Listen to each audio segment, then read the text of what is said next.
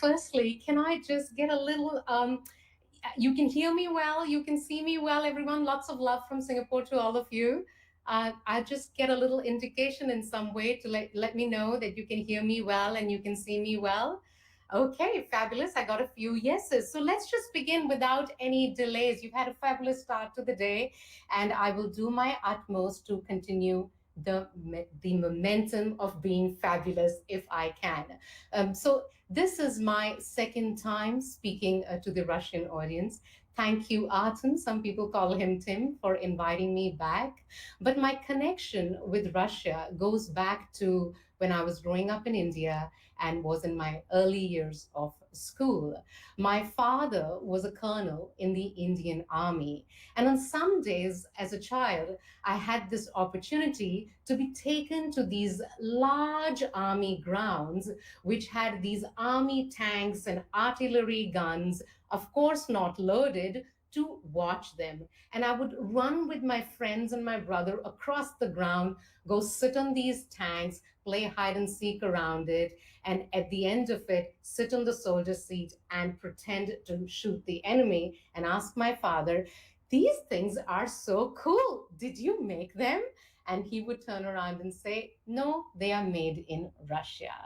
And whenever there was time for my father to go to the front line, I would obviously, as a young child, be very worried. And he would often pacify me by saying this to me: "Don't worry, if the enemy country has the American support, we in India have the Russian support." And he would take the world map and show me where Russia was. And just the sheer size of USSR made me feel my daddy was safe. So thank you, Russia, for keeping my daddy safe. And in some ways today, I feel like I am returning the favor by sharing with you a little bit what I know about leading digital transformation with storytelling. So let's begin. So today I want to share 5 stories with you, stories that have lessons that I have learned from running many digital transformation projects in various organizations. Now, these projects are from a $30 million CRM project upgrade to a $27 million artificial intelligence project and many other digital transformation projects. Now, so let's talk about digital transformation that we saw last year, somewhere in May 2020, when we were all still grappling with what is happening with COVID 19 and what is our place in the world with COVID 19. I remember seeing this funny meme that was surfacing on the internet quite a lot, which asked this question: who led the digital transformation of your company? Your CEO, Chief Executive Officer, your CIO, the Chief Information Officer, or COVID 19? And quite often the answer was COVID 19. So, for those of you who can't read the English, I made a little attempt to translate that into Russian. Please pardon me if I get some things wrong. And the answer always was COVID 19 has led the digital transformation of the organizations. So let me start by saying to you that the kind of digital transformation that happened because of COVID 19 is one out of no choice. There was no choice, there was no motivation required. And then, when there was no motivation required, there was no role for storytelling to play at that time. We, in that situation, learned how to use online conference meeting platforms. We learned to get married online. We learned to have birthdays online. We learned to have funerals online. We learned to do everything online because there was no choice. Companies like Airbnb pivoted the businesses from primarily being host based businesses to experience based businesses. Do you know there's a host in Lisbon named Pedro with COVID 19? He did something so amazing. He knew that no one is going to come and actually stay in his apartment, and he's not going to have that income anymore. So he pivoted and did a digital transformation experience. He created this experience which he called Sangria and the Secrets of Drag Queens. I highly recommend you check it out. And Pedro made $130,000 in 1 month and survived the economic impacts of the crisis. So, what's the point I'm making? Point I'm making, the digital transformation that happens with absolutely no choice in your hands is one that requires no motivation. Just like when we lived in jungles and we have the saber-toothed tiger running behind us, we didn't need a story for a leader to come and tell us. We just ran for our lives. But then there is another kind of digital transformation that happens and comes with the proposition of thrive, not survive. There are only two reasons people act: when you tell them a story that tells, when you put them in a situation that they feel like they have to just survive, or when they feel that they can thrive. So COVID 19 was a survival case. Now, another kind of digital transformation, which is a thrive message, is a very different kind of a digital transformation where leaders are wanting to make the change happen before it is too late to make the change happen, where people are talking about things like artificial intelligence, RPA, automation, smart initiatives, and things like that. And I want to focus on that kind of digital transformation because that is where storytelling has a larger role to play. So, as I mentioned to you, I will tell you 5 stories with 5 lessons that I have learned, which I see gets repeated in no matter which organization I go in. And my intention today is very simple. You get these lessons, and when you walk into a digital transformation environment, you're able to use these to make a digital change happen for yourself. So let's get started. The very first story I want to share with you is a story of Matt. Matt is a CEO and president of a large manufacturing company. I have worked with Matt and his team on several occasions before. The lesson in his story, and again, I've tried to do it in Russian as well. If I get a mistake there or have something wrong, please pardon me in advance. The message behind this story is: don't run your digital transformation storytelling like a PR company, run it like a journalist. Let me tell you the story. So, before I tell you the story, for a few seconds, I want you to think of what image comes to your mind when you think of a PR company professional. A PR professional, most likely, it's a person in a suit standing in a boardroom or at an event. Now, think, what is the image that comes to your mind when you think of a journalist? Most likely, you think of a person in the trenches trying to find the right story to tell. Now, what happened in this case that made me learn this lesson, that run your digital transformation storytelling projects like a journalist and not like a PR company? It was October 2020. I received a call from Matt's office. They said, Anjali, we are going to launch a large artificial intelligence project within the company, and we want you to help Matt build a story around it so that we can motivate our 2,000 people in the organization to embrace digital transformation, embrace artificial intelligence. I knew exactly what I needed to do. I mean, I've been doing this for such a long time. So I went and had a conversation with the leadership team, and maybe a layer below them, we got the messages like, what is the message the human resources department needs to listen so that they go, I want to embrace artificial intelligence? What is the message an engineer needs to listen so that they go, I want to embrace artificial intelligence? We found our messages, and then we found the stories that bring those messages to life. Mostly these messages were why messages. For example, We told a story of a human resources professional who's been with the company for more than 25 years. When he first started working with the company, at that time, he had the pride of being the first impression of the company whenever somebody was wanting to join the company. They interviewed the people, they showed them around, and they're the ones who created the first great impression of an organization. That same person today does only sorting of CVs. They don't go and interview people anymore. Why? Because in the past, the only way to apply for a role within this organization was when in the weekend newspaper you saw the job posting. But today, people see the job postings in LinkedIn, forums, listings. No, there's just that so many places. And as a result, the number of CVs that they get is that many. This HR professional that I'm just going to call Tim, he has now become from first impression of the company to a CV sorter. And we knew we needed to tell him a story of coming back into the game and using artificial intelligence to do the sorting and becoming a value adding contributor to the company. So we did the why story. And that's what I have been doing for a lot of the digital transformation projects that I've been working with the organization. But just 2 days before we were about to launch this story, I had this gut wrenching feeling. And I said to Matt, you know what? Let's let's look at this one more time. I feel like I have built the story like a PR professional who sat in the boardroom, had a bit of a chat with people, a few people, of course, and then just built the story.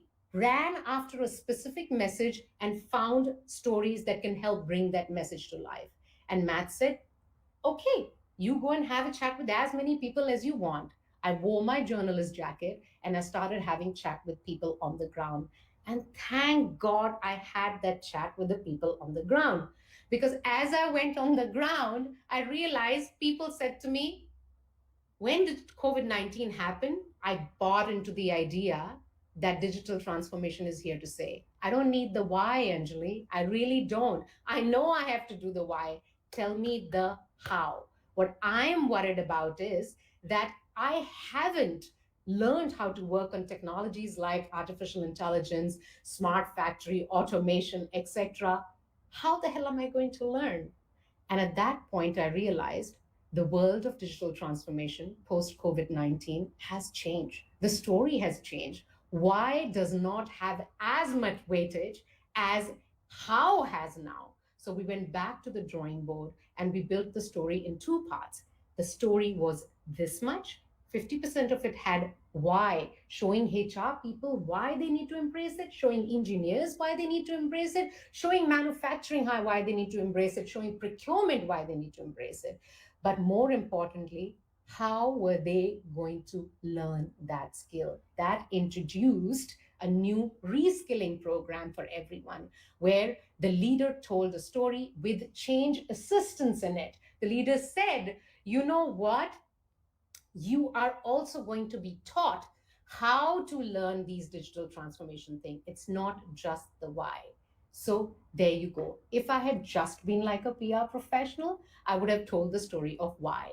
But because I made the decision to become a journalist, go down and have the conversation, I realized our world has seen a huge change post COVID 19. And how is what people want to know versus just the why. It's the balance between the two people are looking for. My second story is that of Rachel.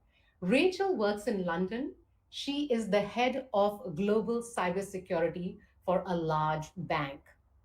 Now, what Rachel and her team do is something like this. They do third party verification. So, what that means is that if Rachel and her team were working with us for this conference, they will look at this platform in which we are running this conference and they will verify whether this platform is a good platform for us to use or no, whether this platform is a safe platform for us to use or no. So you can imagine a bank has many digital platforms they use, many digital things that they use, and Rachel and her team make sure that these things are safe. What is the lesson from Rachel's story? The lesson from Rachel's story is When you are telling the digital transformation story, please tell the story of opportunity, not the workload. Let me tell you why. Okay, now I started working with Rachel in January this year. And when I was talking to her, we were building a story for the vision of her department. And she's based in London. And she says to me, "Oh my God, Anjali, I have a real problem." And I said, "Tell me, what's the problem?" And she said, "In the year 2019, my very lean team of 10 people had to do verification for 1,900 vendors. Now, that's a lot of vendors for a lean team of 10 people, but we did a brilliant job. We got through it. Then came the year 2020. And in that year, because the world became digital, we had a lot more vendors to verify. We went from 1,900 to 2,200 vendor verification. We were already stretched. And I can't even begin to tell you what we have to verify in the year 2021. I looked at her and I said, "What, 2,500?" She says, "No, 4,200. We are not increasing the number of people in the team, but we have to tell a story which people will say, 'Yay, I want to do a verification of 4,200 vendors.'" That is a tough task. What caused that? COVID-19 caused that. The number of cybersecurity acts increased, number of vendors you wanted to have not just one vendor for one service, you wanted to have many vendors for many services. Now she's sitting over there and telling me, how am I going to do this? How am I going to tell them you're going to be verifying 4,200 vendors this year? And I asked her, if it is not physically possible, Rachel, then how are we going to do it? She's like, of course we have new digital tools. There you go, digital intervention. I said, okay, so then what's the problem with the tools? If the tools are there, why can't we tell people? She says, the problem with the tools is that my people in the team are used to running like a checklist, right? So you say you do a third party vendor verification, you go, this is right, this is not right, this needs to change, this needs to happen. But now for them to be able to use the tool, they're going to have to become cybersecurity expert. They need mastery in cybersecurity. Otherwise, you can't use the tool. You can't be checklist anymore. You have to have mastery in the subject. And I said to her, so how are they going to get the mastery? She's like, of course, we're going to teach them how to. There's investment and time and money and effort. I said, well, that's a story of opportunity. What does that mean to them? That means that they become cybersecurity professionals in demand in this digital world. And that's the story we need to tell them. See, what we're noticing is that in digital transformation, there is a bit of a hangover. Before people are becoming super at it, they're having to learn it. And quite often, the leaders are getting caught in the workload story and not telling the future of the workforce proposition story, where they become the workforce that is valuable irrespective of which organization they are at. And guess what? Organizations are spending that money to make these people amazing at being able to learn and work with these tools. So every time I run a digital transformation project, I see a leader gets caught in the workload and how much more it's going to be and fails to tell the story of opportunity, their personal growth. That's the second lesson I have learned from running digital transformation projects. If you have questions or any doubts or anything more you want to know, keep shooting them in the chat box. I am very well trained to look at lots of different places as I speak. So I am looking there and I am noticing what you're asking and what you're saying. I'm going to move to my third story for today. My third story for today is that of Ken. Ken works for a really large beer company. I am sure everyone on this call has had that beer at some point in their life. He is the head of digital and technology. And his story, all the storytellers are going to absolutely love because, my dear storytellers, let's just remember that time when we walked into a meeting and somebody asked us, how are you going to measure the impact of the story? Or how are you going to measure the impact of this transformation that we are running? And we would always say, how do you measure something like that? Like, how do you measure something like that? Guess what? Digital transformation comes with the proposition of being able to measure the impact. Digital transformation stories can be measured. And here's what we did with Ken. So remember in the story of Nat, we told the how story. And what in this case also, when Ken was presenting the digital transformation story, he finished with the how. And how was a large upskilling program. So his last line in his storytelling was this: and now that you know, we are investing in bringing you to the level where you can run these digital transformation projects. As I speak to you, each one of you will get a link in your email. And that link is a link to you signing up to go to the Digital Learning Academy.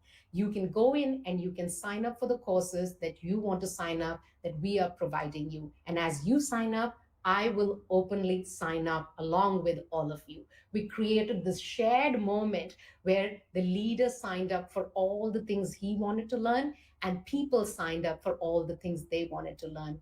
The way we measured the impact of his story was the number of signups for the learning opportunity. What we have noticed with digital transformation is it is all about providing change assistance and getting people to the very first next step. Once they get themselves into that room and remove that inertia, there's a lot more you can do with them. So, one more time, Ken's experience taught me measure the impact of your digital transformation storytelling.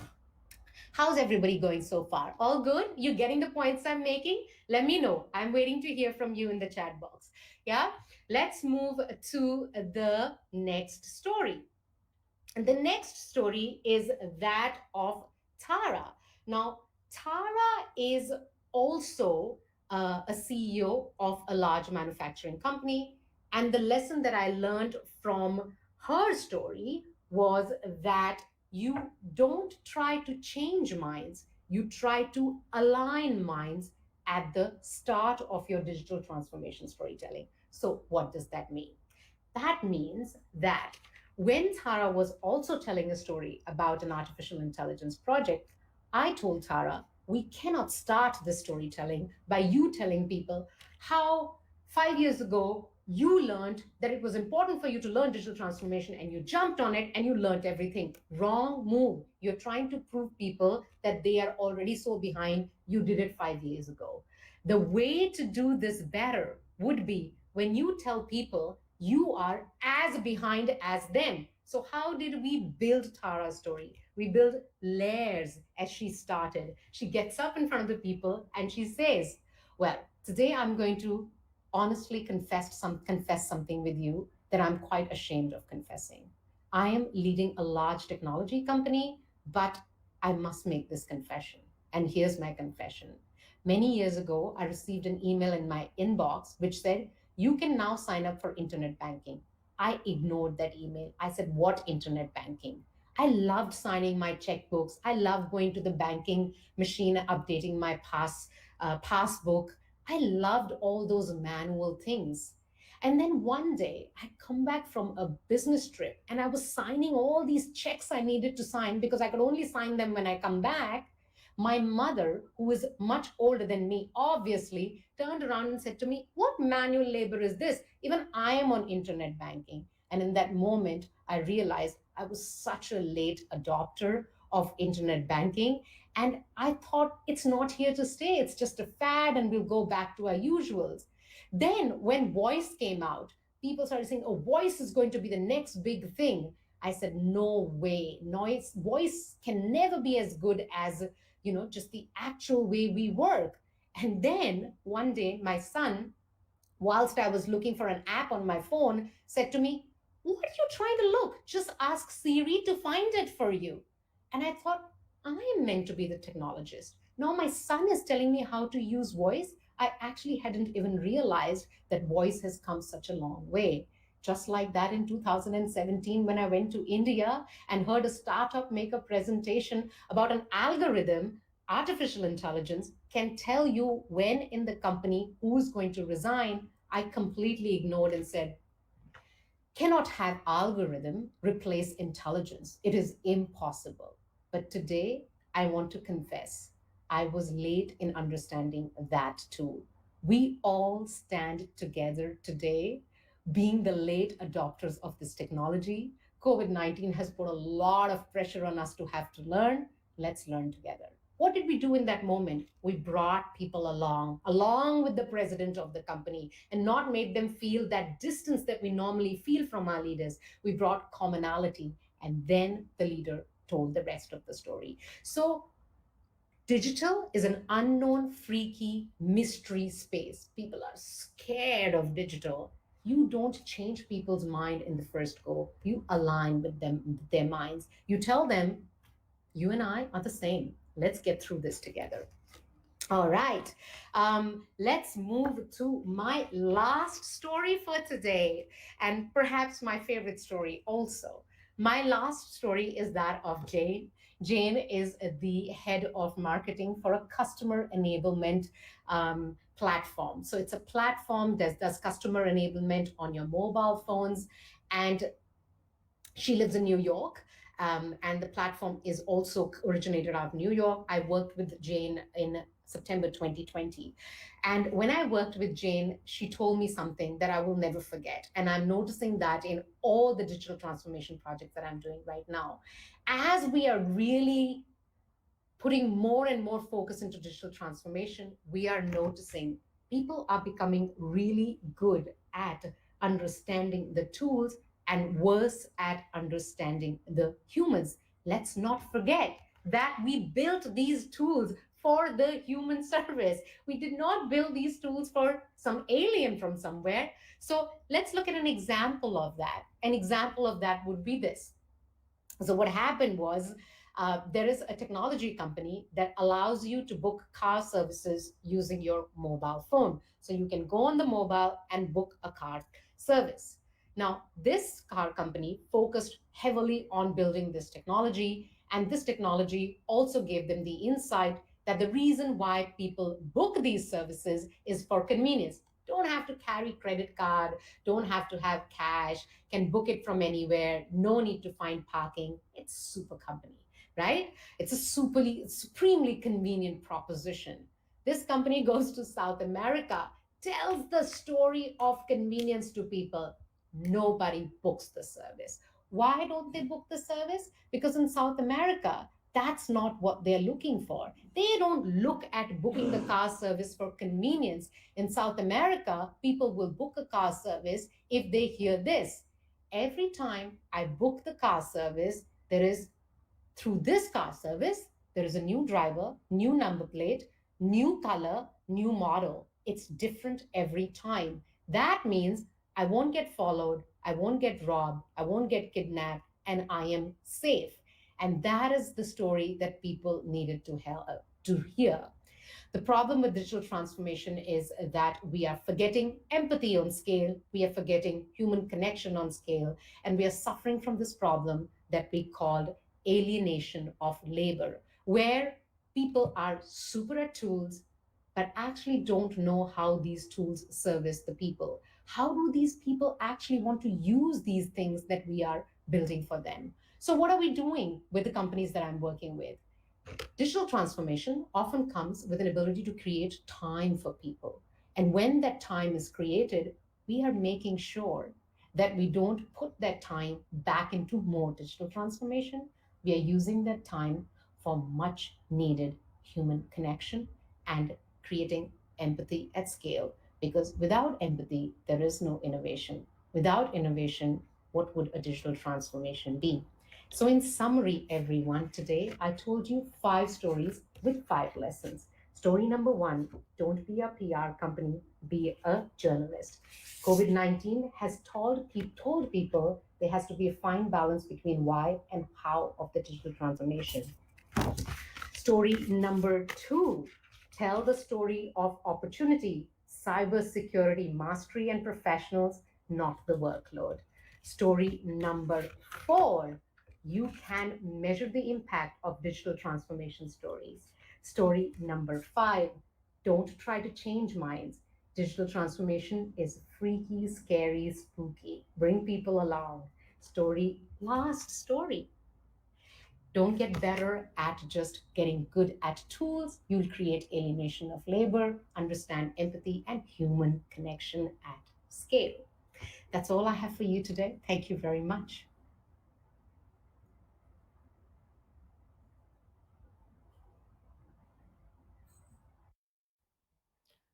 Absolutely wonderful. The five stories. Oh my God. You just shared so much in such a small time. I'm so grateful for you. And all these fires people are showing are also for you. Thank you so much. Thank you. Thank you for the opportunity. I hope people got something out of it and learned some things. I mean, is there anything specific that stands out for anybody? I'd love to hear. But I'm glad to have this opportunity to, as I said, return favor in a small way. Thank you, Russia, for keeping my daddy safe. You're wonderful. The cards, by the way, just look at the chat. People are really excited about it. And Let me here's get those people. cards. Yeah, lovely. I mean, the Russian Okay. on them, an absolute insight for me as a speaker. Let me actually go deeper, and people were waiting for your questions about this talk for Angeli. I have my one question on my own, and it's a short one. So these actually stories are some specific moments that you saw, but what is for you the most often seen problem that leaders face? Like 50% of the time or even 70% of the time, which is the biggest one for you? For digital transformation specific? Yes, yes. Okay, so digital transformation is an absolutely romantic concept now. It sounds so super sexy to talk about. Everybody talks about it, right? I think I'm yet to come across um, a leader who, without any moment to think, has been able to answer how does it actually change people's life on the ground. The story is very broad and it's stuck at following things. Digital transformation brings productivity, brings efficiency, brings new business model generations. And then if I tell the leader, I'm going to grab your salesperson, tell me out of productivity, efficiency, new business model generation, which one is for him and how his or her life changes through that, the leader's going to do this. I think best stories are not the one with broad strokes. Best stories are the one which are well nuanced. We're watching this in movies, we're watching this in writing, we're watching this in business. Broad stroke storytelling doesn't work anymore. Nuanced stories where I will get to a place where someone like Tim who's listening to me will say, oh my God, that's so true. That's my life. And I think that's the missing piece right now. It's very broad stroke. It's sitting at productivity, efficiency, new business model generation. It's not getting down to engineer, HR professional, sales and marketing, team assistants, how my life changes. Wow. Exactly. You need to stay human because you're doing business with people. That's wow. Thank you so much for that. And I can see that it resonates. Joanna is back with a great question. Often with digital transformation, people are afraid of losing jobs. Do you have any examples like that? I know you do. Yeah. How can you cope with that? Okay, so Joanna, look, my experience with digital transformation, I've been very, very fortunate to cross borders with it, not just do it in Southeast Asia. I've had the opportunity to work with companies around the globe on digital transformation storytelling. And my experience with that has been a single proposition that comes with every digital transformation. You will not lose jobs if you will go to the Academy of Digital Transformation that we are starting within the company, where you will be given the ability to learn new skills from being replaced by robots. Do you want to learn how to supervise robots? And if you say yes, and you go to that academy and that learning environment we are creating for you, you have your job. Sadly, only the ones who can't show enough rigor, grit, and passion to get into that academy and learn that process are the ones who lose the job. But I'm yet to come across any company that says, your job gone. It says, your job may be replaced. You want to learn the new future of workforce skills? I'm willing to make you learn them and find you a new role. If yes, then come along. So I'm yet to come across any company who just does plain simple out. Nobody does that. Everybody gives an op because they also need supervisors of robots. In the 21st century, people who learn to work with machines will be the most successful people, says Cal Newport, author of Deep Work, Not Me. And he said that in 2017 when the book Deep Work came out. At that time, I didn't 100% understand what he meant. Today, I do.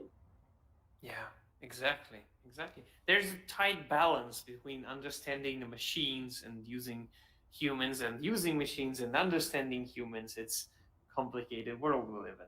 That's. I hope, Joanna, that answers your question. So there's this one in Bridge of Spies when Tom Hanks asked the Russian spy, "You are about to die, don't you worry." And if his response was, "Will it help?" I try remembering that every time I worry. That, I guess that's not a question, just a statement from Jyoti. Thank you so much for that. Thank you, Lovely. Joe. All right then. Well, I hope you stay with us for a little bit longer, and if there come any more questions in the chat, you're here with us. And I'm just going to drop some links into the chat for all of you who want to contact Anjali. And there are actually some bonuses waiting for you there in the chat. So grab them while they're still here. And I have one question for you as the host. So you probably heard it over these couple of days. So let's imagine the story came to life and was about to teach leaders one thing and one thing only. So in your mind, what that one thing would be? Okay. So the story, see, I'm from India. I like a bit of Bollywood and drama. So I'll go to a little drama with you, okay?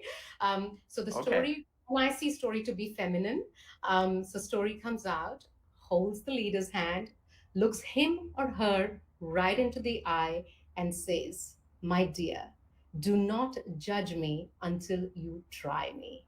That's what the story would say. Because I think what we understand stories to be is a fluff, foofy nonsense. But all the leaders that I have come across, and these are not just celebrity leaders, but the kind of leaders that Jim Collins talk about is good to great, non-charismatic, but really, really getting the work done, all take a little help from story. And stories have given them great powers to stand out and lead the organizations in that direction that they want to get to. So story, the lady will look at the leader and say, "Do not judge me until you try me." Oh, wonderful. Thank you so much. What a great message.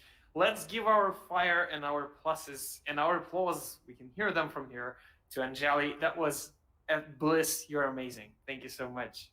My absolute pleasure. Thank you for having me again, Artem. It was such a pleasure. I truly remember the days of seeing USSR on the map and thinking, that's a big country saving my dad. And I've always loved Russia. Thank you. Thank you so much. Thanks Cheers. Have again. a great one. Thank you. Bye bye.